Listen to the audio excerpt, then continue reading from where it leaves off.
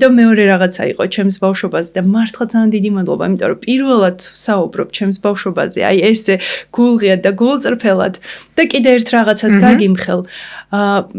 დაახლოებით ამან უკვე ცოტა დიდი ვიყავი, ალბათ 10 წლის.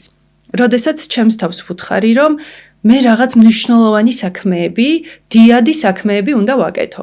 წარმოიდგენ, არ მაქვს ეს სიტყვა, საიდან მოვიტანე, ანუ ეს დიადი საქმეების კეთება, მაგრამ აი ეს მქონდა მუდმივად აი ეს განცდა და საკუთარ თავს ვიკულევდი, იმიტომ რომ რა არის ის დიადი საქმე, რომელიც მე უნდა გავაკეთო და რომელიც ჯერჯერობით რომელსაც ვერ მივაგენი. და აი ამან კიდევ უფრო მეტად გამიტაცა, რომ მოდი აღმომეჩინა საკუთარ თავში რა არის ის, რის გამოც მე ვთქვათ აი ესეთი რაღაცა ვუთხარი საკუთარ თავს.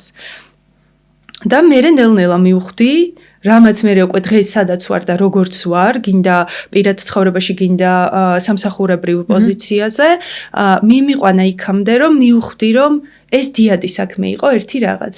ადამიანების ცხოვრება გამიხადა ჩემს გარშემო უკეთესი.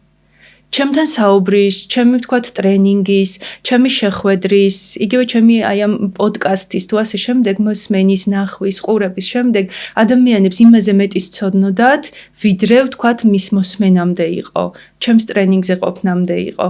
და აი ამის აღმოჩენამ და გაცნობიერებამ ძალიან გამაბედნიერა, რომ მე შემიძლია რაღაცა უკეთესობისკენ შევცვალო ჩემს გარშემო.